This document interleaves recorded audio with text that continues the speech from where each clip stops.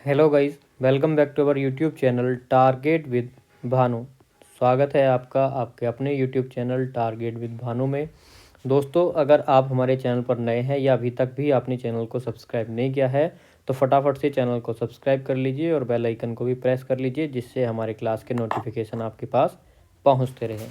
तो चलिए स्टार्टिंग में थोड़ी सी आपको इन्फॉर्मेशन दे देता हूँ, जैसे कि हमारी क्लासेस का टाइम टेबल क्या है। तो क्लास किस किस टाइम होती हैं। तो सुबह को 7 बजे रीजनिंग की क्लास होती है, दोपहर 12 बजे मैथ का प्रैक्टिस सेट है और शाम को 7 बजे आपका हिंदी का प्रैक्टिस सेट है। सीआरपीएफ, बीएसएफ या यूपी कांस्टेबल किसी भी एग्ज़ाम के लिए आप क्लासेस को अटेंड कर सकते हो, क्योंकि आपके प्रैक्टिस सेट हैं और मैं अच्छे लेवल के आपको क्वेश्चन कराता हूँ। आपने प्रीवियस क्लासेस देखी होंगी तो आपको पता भी होगा। सीआरपीएफ का एग्ज़ाम जैसे कि हमारा फरवरी में है, 22 से 28 फरवरी तक हमारे एग्ज़ाम चलेंगे, तो ज़्यादा टाइम हमारे पास नहीं है। आप लोग क्लास को शेयर भी कर दिया कीजिए, जिससे ज़्यादा बच्चों को पता चल सके कि आपके प्रैक्टिस सेट चल रहे हैं। ठीक है। और मैं आपको थोड़ी सी बात बता देता हूँ। देखिए, आप लोग बोलते हो लाइव क्लासेस नहीं है क्या, तो लाइव नहीं है, लेकिन मैं डेली के डेली आपकी क्लासेस बनाता हूँ। लाइव क्यों नहीं है ये भी आप लोगों को पता है, अभी पूरा सेटअप नहीं है। जब पूरा का पूरा सेटअप हो जाएगा तब आपकी क्लासेस लाइव भी होने लगेंगी। देखिए, क्लासेस पे परफॉर्मेंस भी अच्छा नहीं मिल पा रहा है, आप लोग शेयर नहीं करते या क्या, तो व्यूज़ बहुत कम है। तो प्लीज़ यार शेयर करो, सपोर्ट करो अपने भाई को। इतने अच्छे से आपकी तैयारी कराता हूँ तो सपोर्ट करना तो भाई बनता ही है।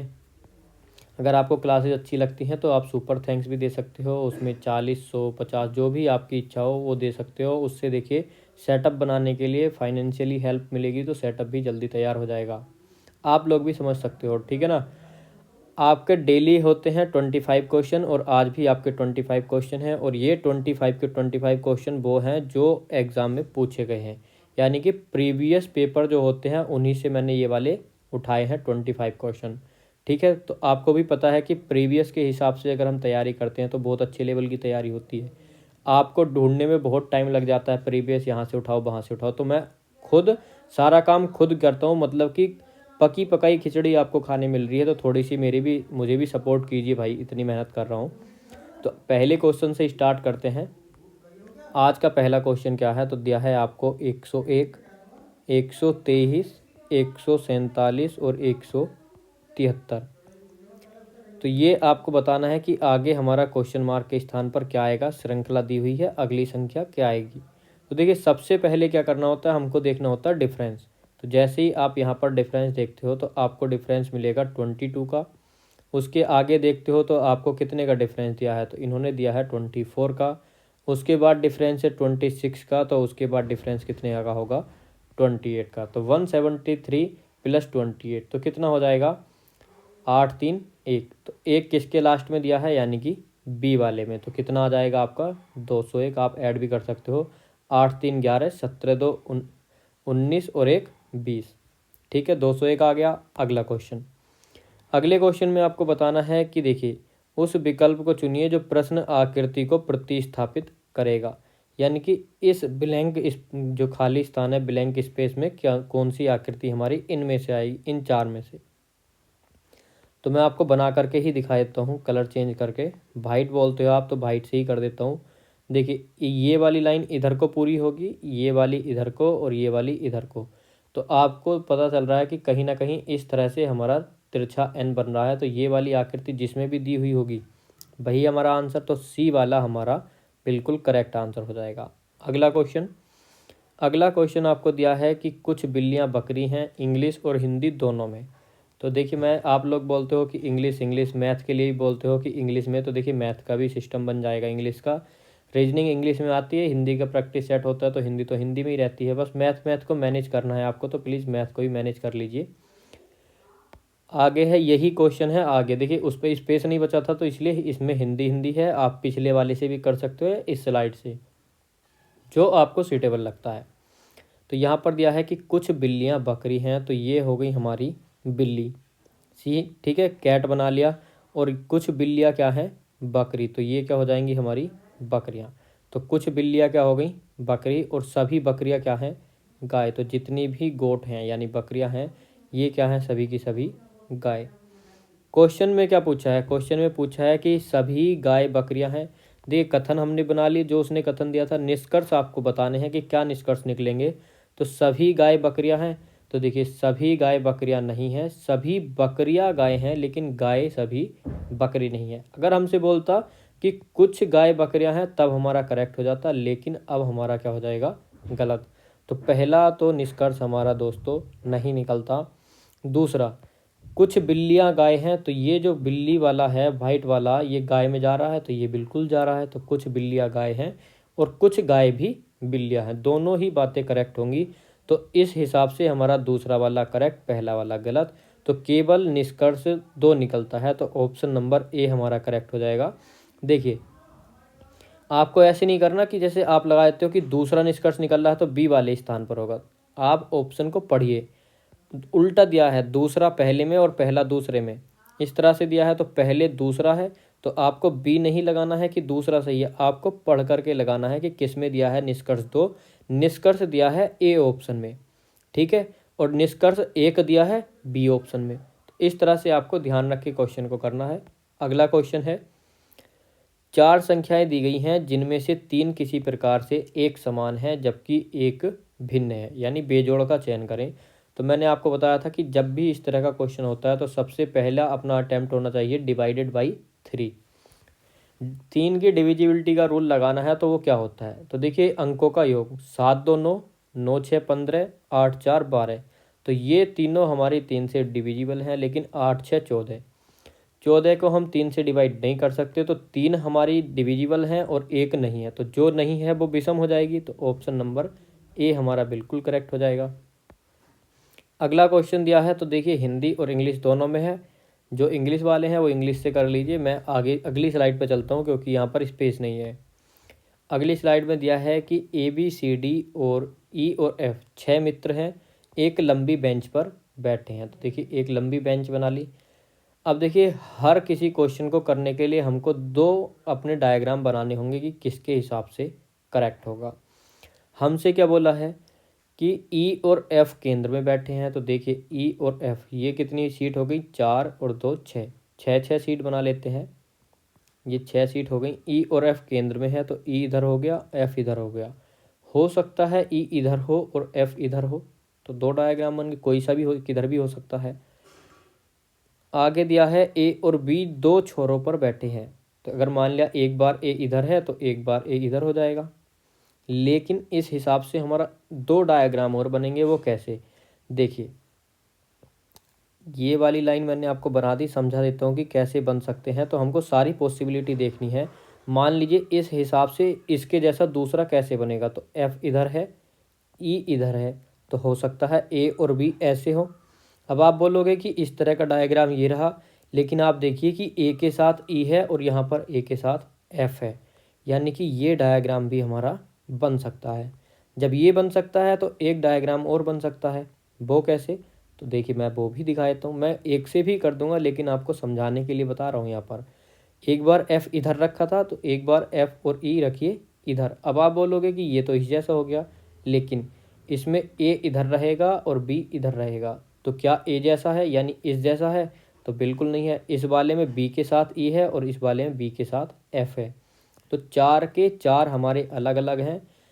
एक स्टेप और अगर हम लेंगे तो देखिए हमारा एक ही स्टेप से हमारा आगे का क्वेश्चन भी हो जाएगा।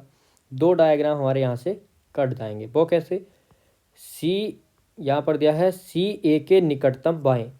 बाएं क्या होता है, बाएं होता है हमारी लेफ्ट साइड, यानी ए के निकटतम लेफ्ट, लेकिन इधर तो कोई सीट ही नहीं है, तो जितने भी ए हमारे लेफ्ट साइड में है वो डायग्राम हमारे कैंसिल। तो ये दोनों डायग्राम हमारे ख़त्म, क्योंकि हम ए के लेफ्ट साइड में बैठा ही नहीं सकते सी को। किस में बैठ सकता है, इधर बैठ जाएगा और इधर बैठ जाएगा। अभी तक हमारे दोनों के दोनों डायग्राम ठीक हैं। आगे दिया है, क्या आप ज्ञात कर सकते हैं कि बी के निकटतम कौन है। बी के निकटतम कोई भी नहीं बैठा, इस साइड तो कोई हो ही नहीं सकता, तो यही वाला होगा। तो एक हमारा बच रहा है कौन सा, तो ए बी सी डी, तो डी हमारा रह गया, तो डी यहाँ पर आ जाएगा। अगर हमसे बोलता कि अगर हमसे बोले कि ई और डी के बीच में कौन है, तो इस डायग्राम से हम नहीं बता सकते कि कोई भी नहीं है, लेकिन इस डायग्राम से हमारा एफ आ जाएगा। तो हमसे सिर्फ इतनी कंडीशन में पूछा है कि कौन सा हमारा बैठा है बी के साथ में, तो दोनों में सेम है, तो हमारा डी करेक्ट हो जाएगा। लेकिन क्वेश्चन कंप्लीट नहीं है। अगर इससे अलग कुछ पूछता, जैसे कि ए और एफ के बीच में कौन है, तो ए और एफ के बीच में कौन है, ई और सी, और यहाँ ए और एफ के बीच में कौन है, सिर्फ सी। तो इसलिए मैंने आपको दिखाए हैं कि दो डायग्राम आपको क्यों बनानी चाहिए। अच्छे से समझ आ गया होगा। अगले क्वेश्चन पर चलते हैं।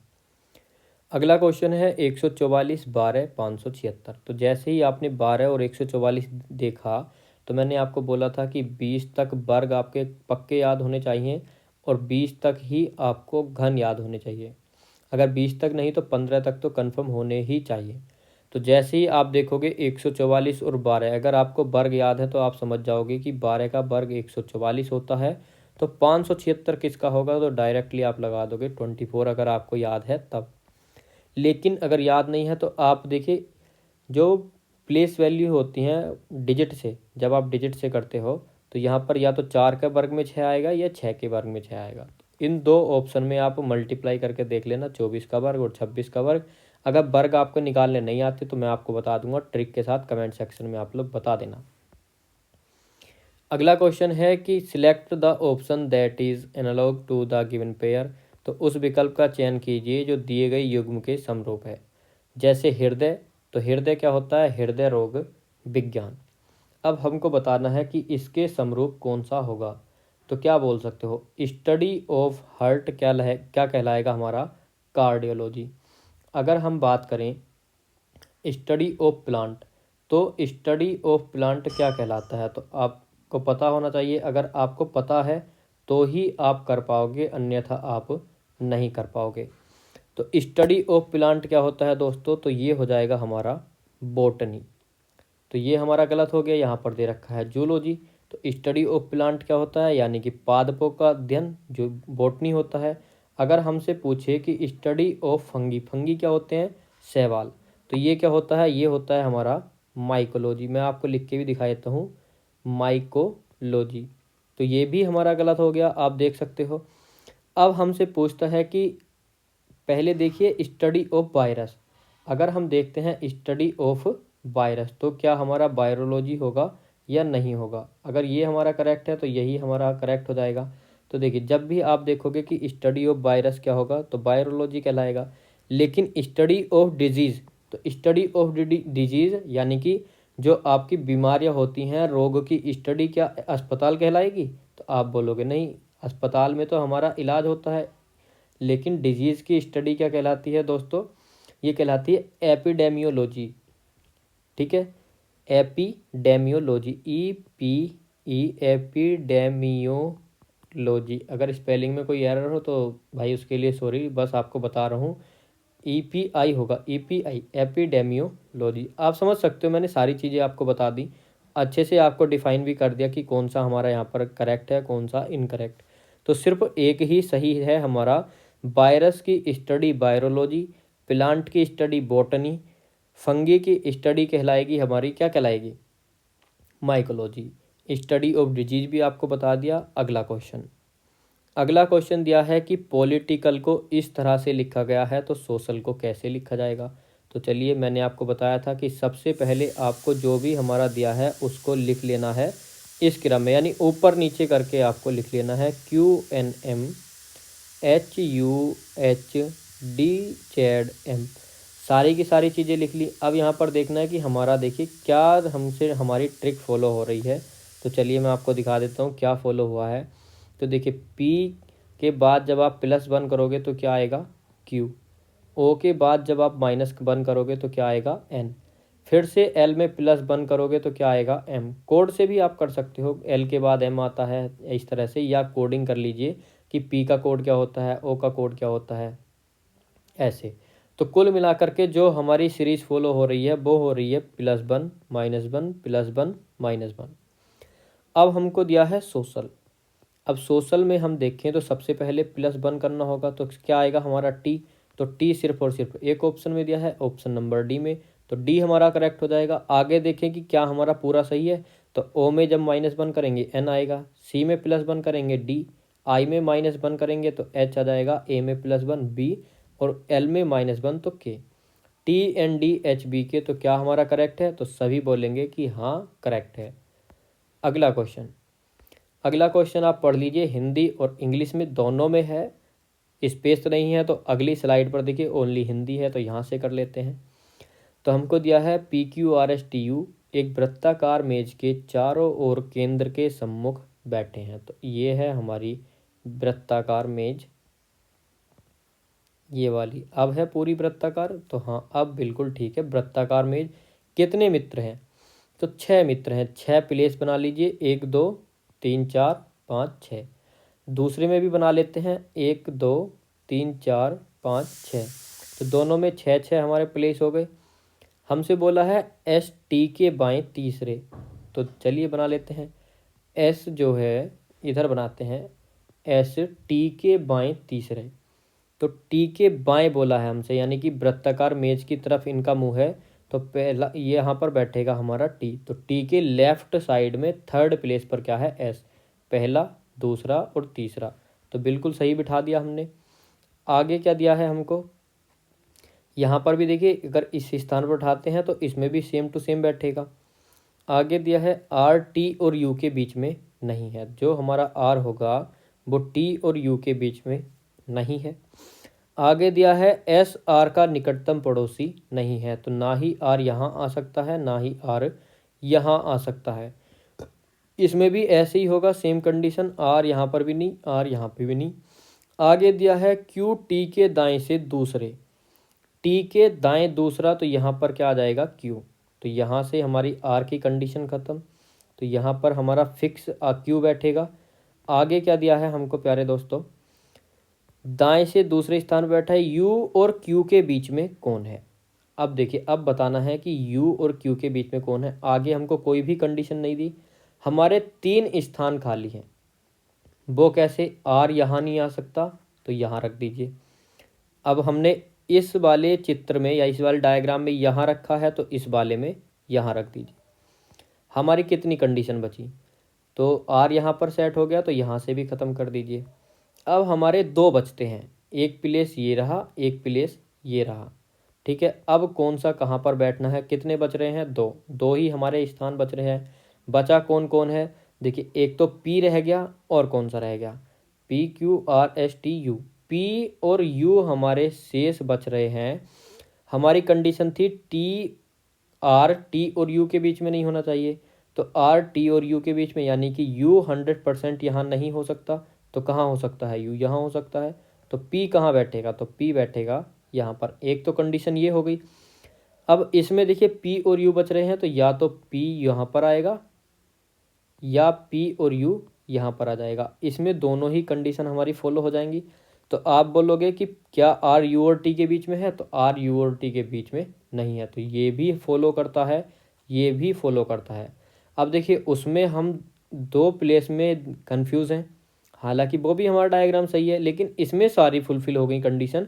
तो हम इसके हिसाब से करके देखते हैं U और Q के बीच में कौन बैठा है। तो देखिए इसमें हम नहीं बता सकते U और Q के बीच में कौन बैठा है, लेकिन अगर हम पहले डायग्राम में, इस वाले डायग्राम में, ये वाला जो हमको डायग्राम दिया है, ये वाला जो हमने बनाया है, इसमें अगर हम U को यहाँ पर रखते हैं और यहाँ पर रखते हैं P को, तो हम बिल्कुल बता सकते हैं कि U और Q के बीच में बैठा है दोस्तों S। तो ऑप्शन नंबर इस हिसाब से हमारा क्या हो जाएगा, करेक्ट।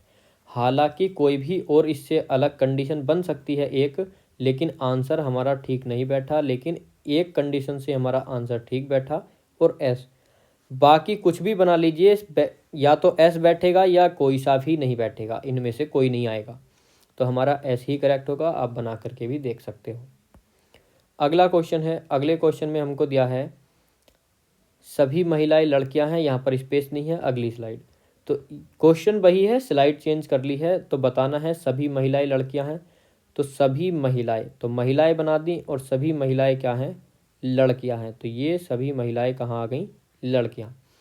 कुछ लड़कियां चित्रकार हैं, तो देखिए कुछ लड़कियां चित्रकार हैं, तो ये जो कुछ लड़कियां हैं ये हो गई हमारी चित्रकार। एक डायग्राम और बन सकता है, ये हो गई महिलाएं, ये हो गई लड़कियां, और ये हो जाएंगी चित्रकार। एक डायग्राम और बन सकता है, आप उसको बिल्कुल भी गलत नहीं बता सकते, जैसे ये हो गई महिला, ये हो गई लड़कियां, और ये हो गए हमारे चित्रकार। क्या ये गलत है, क्या ये गलत है, क्या ये गलत है, तो आप कोई से को भी गलत नहीं कर सकते, क्योंकि जितना हमसे बोला है उतना सभी में फॉलो किया है। देखिए गलत कोई सा नहीं होगा, उसने बोला सभी महिलाएं लड़कियां हैं, तो ये महिलाएं सभी ये लड़कियां हो जाएंगी, तो सही महिलाएं लड़कियां हैं बिल्कुल। कुछ लड़कियां चित्रकार हैं, तो देखिए ये वाला हमारा रोंग हो जाएगा, इसमें सभी लड़कियां चित्रकार हो गई। लेकिन अगर हम ऐसे करें, इसके अंदर अगर बना देते हैं तो कुछ लड़कियां चित्रकार, तो येलो वाला चित्रकार, ये वाला अब बिल्कुल करेक्ट हो जाएगा। अब आप कोई सा भी गलत नहीं बता सकते। तो देखिए हमारा जो भी हमारा निष्कर्ष हर डायग्राम से फॉलो करेगा वो ही करेक्ट होगा। अगर कोई सा भी एक निष्कर्ष हमारा किसी भी एक डायग्राम में फॉलो नहीं करता तो वो गलत हो जाएगा। अगर आपके ये वाले क्वेश्चन बैन आरेख वाले गलत होते हैं, कथन निष्कर्ष वाले, कमेंट सेक्शन में बता देना, एक ही क्लास में ऐसे करा दूंगा बिल्कुल पक्के की, कभी गलत होएगा ही नहीं। क्वेश्चन देख लीजिए कि निष्कर्ष क्या क्या निकल रहे हैं, तो निष्कर्ष निकाल लेते हैं चलिए फटाफट से। तो निष्कर्ष क्या क्या निकलेगा, सभी लड़कियां महिलाएं हैं, तो सभी लड़कियां क्या महिलाओं के अंदर हैं, तो बिल्कुल नहीं है, इस डायग्राम में भी नहीं है और इस डायग्राम में भी नहीं है, तो पहला हो जाएगा गलत। कुछ महिला चित्रकार हैं, तो देखिए महिला वाले चित्रकार से कनेक्ट नहीं कर रही हैं, यानी एक में नहीं तो किसी में भी नहीं, गलत होगा। 50% वाला तो गलत ही होता है, संभावना अगर पॉसिबिलिटी दी जाए तब हमारा 50% वाला करेक्ट हो जाता है। अगर हमसे बोलता कि कुछ महिलाओं के चित्रकार होने की संभावना है, तो हाँ बिल्कुल है, इस वाले चित्र के हिसाब से हमारी संभावना है, इस वाले चित्र के हिसाब से भी थी जो मैंने यहाँ पर आपको बना करके दिखाया था इस तरह से, तो संभावना में हमारा करेक्ट हो जाता। लेकिन अब हमारा क्या हो जाएगा, इनकरेक्ट। तो हमारा कोई सा भी अनुसरण नहीं करता, तो कौन सा होगा, न तो निष्कर्ष 1 और न ही निष्कर्ष 2 अनुसरण करता है, ऑप्शन सी हमारा बिल्कुल करेक्ट हो जाएगा। अगला क्वेश्चन दिया है कि 49 7 3 9 4। जब भी आपको ऐसा क्वेश्चन दे तो इस तरह से आपको नंबरिंग कर लेनी है, जो भी उनके सिंबल यानी गुणा माइनस जो भी साइन दिए हैं वो छोड़ देने हैं। समीकरण के हिसाब से देखना है क्या दिया है। यदि भाग का अर्थ हो योग यानी प्लस, तो भाग कहाँ है, 3 और 9 के बीच में, तो भाग की जगह पे क्या आएगा, प्लस। प्लस का अर्थ घटाना, तो 9 और 4 के बीच में माइनस आ जाएगा। आगे दिया है माइनस का अर्थ गुणा, तो 7 और 3 के बीच में गुणा, और बचा आपका भाग, यानी गुणा के बदले हमको करना है विभाजन, तो कितना हो जाएगा, 7 सत्ते 49। बाकी की ऐसे ही लिख दिया जाएगा। बोर्ड मास वाला ही रूल फॉलो करना है, मैंने आपको बताया कि बोर्ड मास क्या होता है, वो ही रूल चलेगा मैथ वाला। 7 या 21 और 9 में से 4 जाएंगे 5, तो 21 और 5 कितने हो गए, 26। डायरेक्ट भी मैं आपको आंसर बता देता यहीं से, क्वेश्चन को देख के यहीं से भी आंसर बता देता, लेकिन आपको सिखाने के लिए। देखिए कुछ बच्चे हैं जो समझ जाते, लेकिन कुछ ऐसे होंगे जिनको समझ नहीं आता, तो मुझे तो सबको साथ लेके चलना है, जिनको नहीं आता उनको सिखाना है, जिनको आता है उनकी प्रैक्टिस करानी है। अगला क्वेश्चन दिया है पर्स, PURSE। अब हमको इसको कोडेड क्या है, UPRES से। अब देखिए आर तो हमारे सेम प्लेस पर है, लेकिन P और U का क्रॉस मेथड से इनके प्लेस बदल दिए, तो रेजर का भी हमारा वही बनेगा। जब आप देखिए, जब भी आपको इस तरह के क्वेश्चन आए तो आपको ऊपर नीचे रख के ही करने हैं। सीरीज वाले क्वेश्चन को जब भी अल्फ़ाबेटिकल सीरीज आती है उसको ऊपर नीचे करके रखिए, तो जेड सेम प्लेस पर रहेगा, ए और आर का क्रॉस में प्लेस बदल जाएंगे। तो ARZ किस में दिया है, ARZ इसमें भी है और सिर्फ सी में है। आगे भी देख लो RO दिया है, तो लास्ट में भी RO, तो सी वाला हमारा बिल्कुल करेक्ट है। अगला क्वेश्चन दिया है AB GH MN और ST, तो चलिए इसको भी कर लेते हैं। इसमें क्या दिक्कत है, कोई दिक्कत नहीं है, फटाफट से अपने क्वेश्चन को करते हैं। तो हमको देखिए दिया है AB, तो सबसे पहले इधर लिख लो ABGHMNST, कोडिंग कर लीजिए। तो A का क्या हो जाएगा 1, B का 2, G7H8, M होता है 13, N होता है 14, S होता है 19, T होता है 20। अब देखिए आप देख रहे हो 1 के बाद 2, 7 8 13 14 19 20, यानी लगातार दिए हैं, लेकिन यहाँ कितने के बाद दिया है, तो यहाँ आप देखोगे 5 का आपको स्पेस दिया है, यहाँ पर भी आपको 5 प्लस किया है, यहाँ भी 5 प्लस किया है, तो 20 के बाद भी 5 प्लस करेंगे तो 25, और उसके जस्ट बाद 26, तो 25 पे आता है बाई और 26 पे आता है जेड, तो बाई जेड यानी ऑप्शन ए हमारा बिल्कुल करेक्ट हो जाएगा। अगला क्वेश्चन है धातु चांदी सोना। तो देखिए ये हो गया चांदी, ठीक है। तो कोई भी चांदी सोने से किसी भी तरह से रिलेट नहीं करेगी, कोई भी चांदी सोना नहीं होती और ना ही कोई सोना चांदी होता है। लेकिन चांदी और सोना दोनों की दोनों क्या होती हैं, धातु होती हैं। तो ये वाला डायग्राम हमारा फॉलो करेगा और ऐसा दिया है ऑप्शन सी में, तो ऑप्शन सी ही हमारा करेक्ट हो जाएगा। अगला क्वेश्चन है 2, 10, 84। अब आपको बताना है कि अगले स्थान पर क्या आएगा। तो देखिए बहुत ही प्यारा क्वेश्चन है, आपको स्टार कर लेना है। जिस क्वेश्चन को मैं स्टार कर देता हूँ समझ लीजिए कि कुछ ना कुछ अच्छा ही है उस क्वेश्चन में, तभी स्टार करता हूँ। तो देखिए क्या इसमें रूल फॉलो करेगा, मैं आपको सजेस्ट करूँगा कि पहले वीडियो को रोक करके खुद इसमें दिमाग लगाइए, उसके बाद अपने क्वेश्चन आंसर को देखिए कि क्या हमारा आंसर आएगा। तो हमको दिया है 1 का वर्ग और प्लस 1 कर देंगे, कितना आएगा 2। फिर दिया है 2 का घन प्लस 2 कर देंगे तो कितना आएगा 10। 2 दूनी 4 दूनी 8, 2 का घन प्लस 2 कितना हो गया 10। आगे ऐसे ही सीरीज चलेगी, 3 की घात 4 प्लस 3 तो कितना आ जाएगा प्यारे दोस्तों 84। 3 की घात 4 कितना होता है, 3 तिया 9 तिया 27 तिये 81, 81 प्लस 3 84, तो हमारा बिल्कुल करेक्ट आ गया। आगे भी ऐसे ही चलेगा, इसके बाद हमको 3 के बाद 4 और घात कितनी करनी है 5 और जोड़ना कितना है 4। तो 4 की 5 बार अगर आप मल्टीप्लाई करते हो तो ये आएगा 1024। 1024 और 4 ऐड करोगे तो आ जाएगा आपका 1028। ऑप्शन नंबर ए वाला करेक्ट होगा। अगला क्वेश्चन, पिछले क्वेश्चन में बताएंगे कि कितने बच्चों ने ये क्वेश्चन कर लिया था, तो कमेंट सेक्शन में थम अप करेंगे जितने बच्चों ने भी क्वेश्चन कर लिया था। अगला क्वेश्चन है इंसोम्निया। तो इंसोम्निया क्या होता है, नींद की बीमारी होती है, जिसको नींद नहीं आती रात में तो उसको क्या बोलते हैं, इंसोम्निया बोलते हैं। देखिए मैं आपको बता करके भी चलता हूँ कि किस शब्द का क्या मतलब है।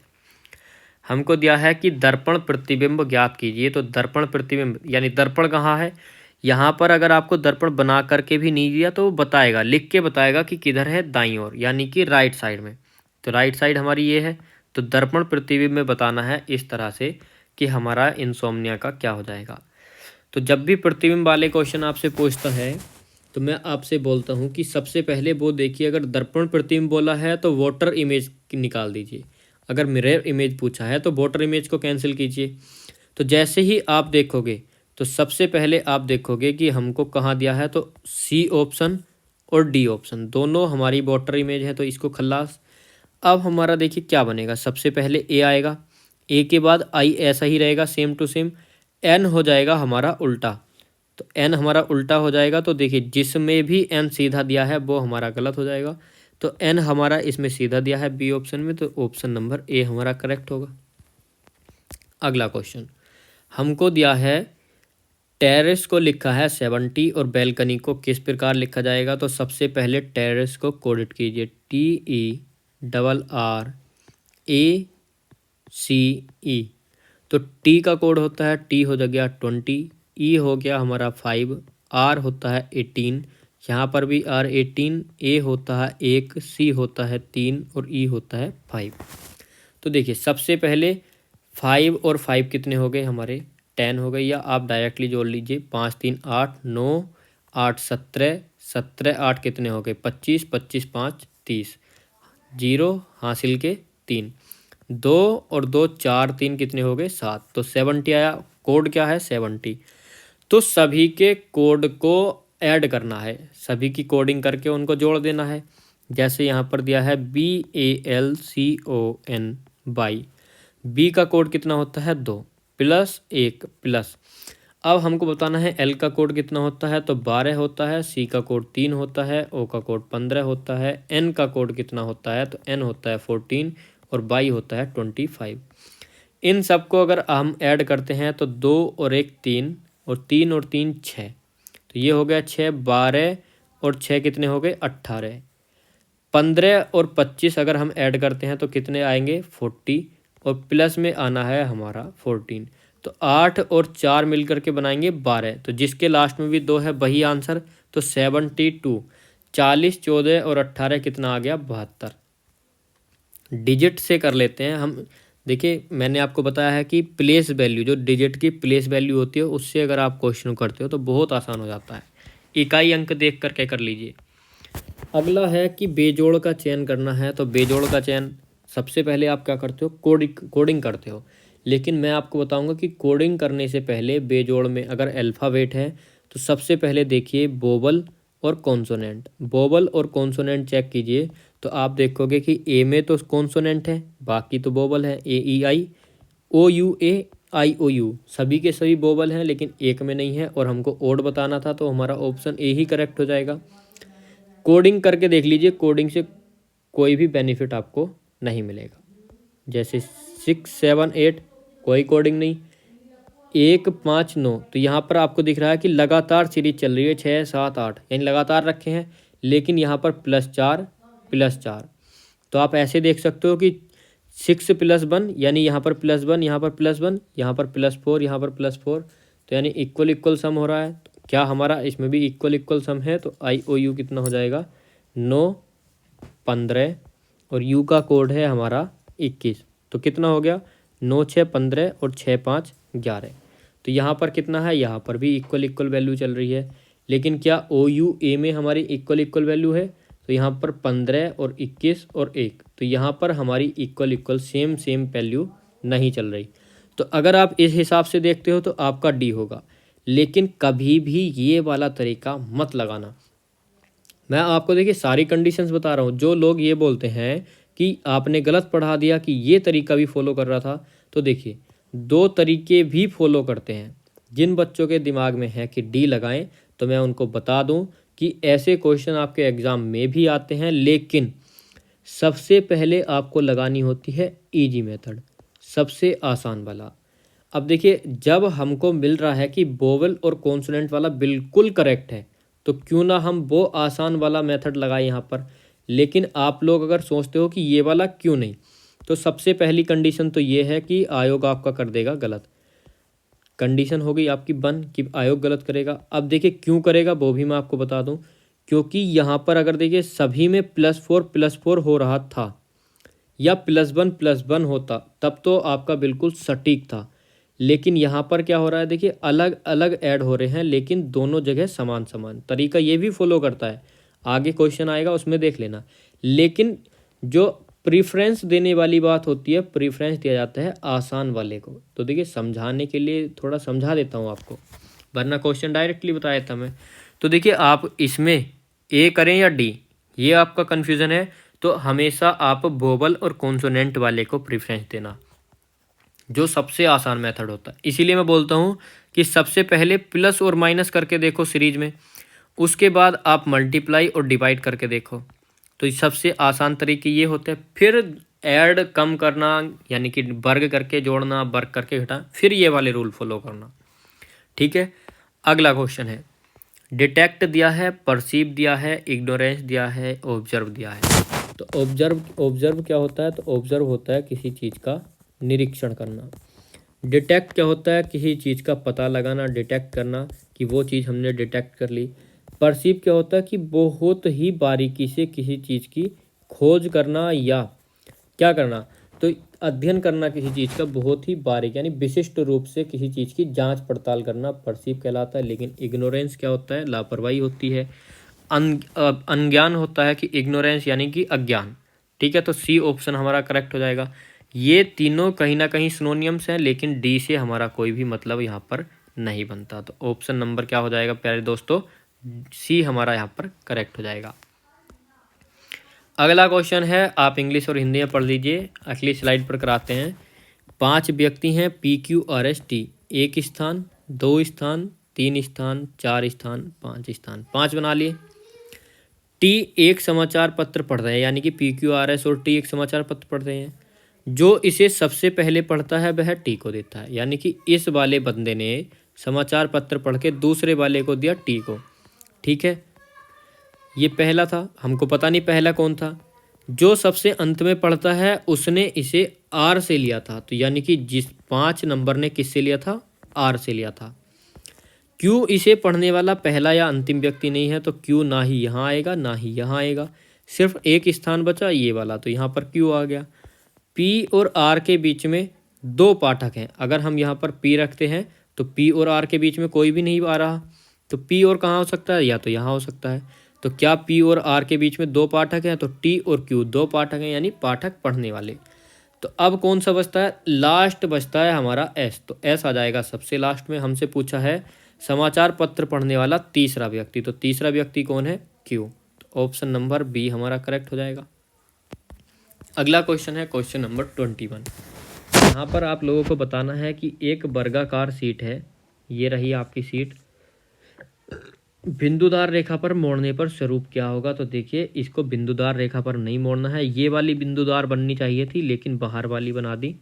तो आपको यहाँ से मोड़ना है, इस जगह से जहाँ मैंने एरो का साइन बनाया है यहाँ से मोड़िए। तो जब आप यहाँ से मोड़ोगे तो देखिए यहाँ पर आपका स्पेस खाली है, तो यहाँ पर ये पहुँचेगी ऐसे करके, इसके पीछे ये पहुँचेगी ऐसे करके सीधी। तो कौन से में दिया है आपको, ऑप्शन नंबर बी आपका बिल्कुल करेक्ट होगा। अब देखिए ए वाला करेक्ट क्यों नहीं है, तो आप देख सकते हो कि पहली जो रेखा है उसके यहाँ पर आपका थोड़ा स्पेस छोड़ा है इन्होंने, तो ये नहीं होगा। इसमें यहाँ पर स्पेस छोड़ दिया, ये नहीं होगा। और इसमें दोनों में स्पेस छोड़ दिया, तो ये भी नहीं होगा। ये भी मैंने आपको बता दिया कि क्यों नहीं होंगे। तो कौन सा करेक्ट होगा, आपका बी वाला ऑप्शन बिल्कुल करेक्ट है। अगला क्वेश्चन है क्वेश्चन नंबर 22, और यहाँ पर बताना है कि आपके क्वेश्चन मार्क के स्थान पर क्या आएगा। तो 12 है, 20 है और 28 है। तो आप देख सकते हो 12 और 20 का डिफरेंस कितना है, 8 का। 20 और 28 का डिफरेंस कितना है, 8 का। तो 21, 19 और क्वेश्चन मार्क, और लास्ट में है 31, 21 और 11। यहाँ पर आप अगर डिफरेंस देखते हो तो 10 का है, और यहाँ पर भी डिफरेंस 10 का है। यहाँ पर डिफरेंस देखते हो तो 2 का है, तो यहाँ पर भी 2 का डिफरेंस होना चाहिए। तो क्या आ जाएगा हमारा 17। मैंने आपसे बोला था कि आगे ऐसा क्वेश्चन मिलेगा आपको, तो ये रहा क्वेश्चन। अगर इसमें कोई सेकंड मेथड भी फॉलो करता है तो आप कमेंट सेक्शन में बता सकते हैं, कोई दिक्कत वाली बात नहीं है। मुझे भी पता चलेगा कि एक नया तरीका और क्या लगा इसमें। अगला क्वेश्चन है अंगूर गुच्छा, यानी कि हमको बोला है ग्रेप्स हैं तो बंच, यानी कि अ ग्रुप ऑफ, लिख देता हूँ मैं आपके लिए, अ ग्रुप ऑफ ग्रेप्स। तो ग्रेप्स का ग्रुप क्या कहलाता है प्यारे दोस्तों, ये कहलाता है बंच। इंग्लिश में भी आता है आपके लिए। अ ग्रुप ऑफ फ्लावर्स क्या कहलाता है, बकेट। अ ग्रुप ऑफ बीज कहलाता है स्वार्म, यानी कि मधुमक्खियों का समूह स्वार्म कहलाता है। फूलों का समूह गुलदस्ता कहलाता है, बहुत सारे फूल एक जगह इकट्ठे करते हैं तो क्या बन जाता है, गुलदस्ता। क्या हमारा a group of man class होता है, तो आप बोलोगे नहीं। क्या होता है फिर, अ ग्रुप ऑफ मैन हो जाएगा क्रू। या आप इसको ऐसे ही बोल सकते हो अ ग्रुप ऑफ पीपल, तो क्रू हो जाएगा। आप मैन के लिए क्या बोल सकते हो, गैंग भी बोल सकते हो। अ ग्रुप ऑफ मैन क्या कहला देगा, गैंग। लेकिन गैंग क्या होता है, बुरे आदमियों का समूह, तो इसलिए क्रू बोलना ज़्यादा अच्छा रहेगा। जहाँ बहुत सारे आदमी इकट्ठे हो जाएं क्या हो जाएगी, भीड़। तो क्रू क्या होती है, भीड़। अगला क्वेश्चन, आकृति की पहचान करनी है कि ये वाली आकृति इन 4 विकल्प में से किस में से निकाली है। तो आप डी देखते ही समझ जाओगे डी में निकाली है। चेक भी कर लो, इसमें देखिए क्रॉस वाला साइन नहीं दिया है, ये वाली क्रॉस नहीं दिया है सी में, तो सी गलत। हमारा बी में भी क्रॉस नहीं बनेगा तो बी गलत। ए में क्रॉस दिया है लेकिन हमको लेफ्ट और राइट साइड में लेने हैं जो हमारे डंडे खींचे हुए हैं, लेकिन इसमें कहाँ है, ऊपर और नीचे, तो ये भी गलत। तो डी वाला करेक्ट है। लास्ट 25 क्वेश्चन हमारा आज का लास्ट क्वेश्चन है। तो लास्ट क्वेश्चन क्या है, आप पहली आकृति से सेकंड आकृति में जाओगे तो ये 2 लाइन आपको एक्स्ट्रा मिलेंगी। अगली में जाओगे तो ये वाली 2 लाइनें आपको एक्स्ट्रा मिल जाएंगी। अब और अगली में जाएंगे तो देखिए हमारी सी वाली लाइनें बिल्कुल करेक्ट होंगी। अब डी वाली क्यों नहीं है, डी वाली इसलिए नहीं है क्योंकि इसमें इस तरह से डबल लाइनें करके दी हैं, हमको सिंगल सिंगल लाइन बढ़ानी है। तो ऐसी आकृति कौन सी है, ऑप्शन नंबर सी में। तो आउट ऑफ 25 आपका स्कोर कितना रहा, आप लोग कमेंट सेक्शन में बता सकते हैं। प्रीवियस ईयर मैंने सीआरपीएफ की रीजनिंग आपको करा दी है, वो भी आप अटेंड कर सकते हैं। तो फटाफट से प्लीज़ दोस्तों आपसे रिक्वेस्ट है कि लाइक और शेयर कर दीजिए दबा के। सुपर थैंक्स भी दे सकते हैं आप, और हमारे चैनल को सब्सक्राइब नहीं किया है तो आगे की तैयारी के लिए चैनल को सब्सक्राइब करके बेल आइकन को प्रेस कर लीजिए, जिससे कि हमारे क्लास का नोटिफिकेशन आपके पास टाइम टाइम पहुंचता रहे। चलिए मिलते हैं अगली क्लास में, तब तक के लिए जय हिंद, जय भारत।